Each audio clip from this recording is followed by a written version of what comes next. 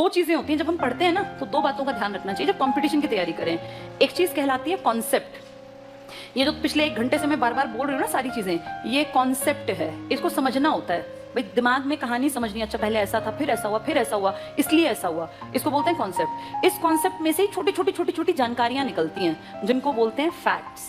बहुत सारे लोग फैक्ट्स रट्टा मारने की कोशिश करते हैं, वो हमेशा भूल जाते हैं। अब जैसे पहला मरणोपरांत भारत रत्न, तुम अगर रट्टा मारोगे ना बिना समझे कहानी को, तो तुम 10 दिन बाद तुम्हें याद भी नहीं आएगा।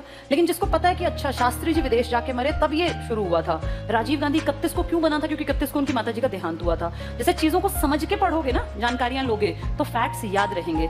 सीधे रटोगे तो तुम्हें याद होगा ही नहीं। जैसे नॉनसेंस चीज कैसे याद होगी? अब सबसे युवा, सबसे बुजुर्ग ऐसे रटने से तो कुछ दिन बाद भूल जाएंगे। लेकिन जिसको इतिहास की समझ है, जिसको पॉलिटिक्स की समझ है, वो नहीं भूलेगा। उसको कहानी पता है कि ऐसा हुआ था, फिर ऐसा हुआ था, फिर ऐसा हुआ था। अब सबसे कम दिनों का प्रधानमंत्री जो 2 पीएम्स के मरने के बाद आया, ये रटने की चीज नहीं है, हमें पता है उसका नाम क्या था, नंदा। नंदा जी 2 मौत हुई थी आपके देश में, किस किस की?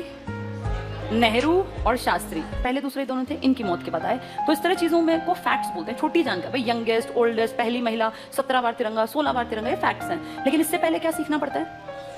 जब टीचर लगातार बोलता है ना, तो कॉन्सेप्ट दिमाग में बिल्ड करना चाहिए। फिर टीचर जब बताता है कि ये इस तरह से क्वेश्चन पूछ सकते हैं, वो फैक्ट होता है, उसको फिर किताबों से बार बार पढ़ना चाहिए। तैयारी का तरीका ये होता है। ऐसे ही मैंने भी तैयारी की। मैं 20 साल प्लस की थी जब मैं सरकारी स्कूल में टीचर लग गई थी। मैंने पहली सैलरी सरकार से ली थी 2003 में। मेरा बर्थ ईयर है दिसंबर 1982। ये मेरी सैलरी सितंबर की थी। तब तक मैं 21 साल की हुई नहीं थी जब मुझे पहली बार सरकार से तनख्वाह मिली। ये लगभग 19 साल पुरानी बात हो गई। अब 2023 आने वाला है, 22 तो आधे से ज्यादा गया। इस टाइम पर मेरी सैलरी 5,000 रुपए थी। तो मिलेगा 5,000 भी क्या सैलरी थी।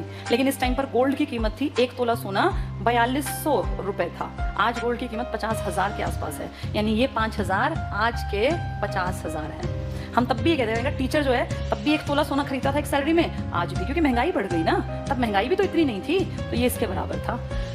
तो ये इसलिए बता रही हूँ कि मेहनत करने पर आप पहुंच सकते हैं आगे। मेहनत करनी पड़ेगी। ये 2 चीजें ध्यान से समझनी है, कॉन्सेप्ट भी और फैक्ट भी।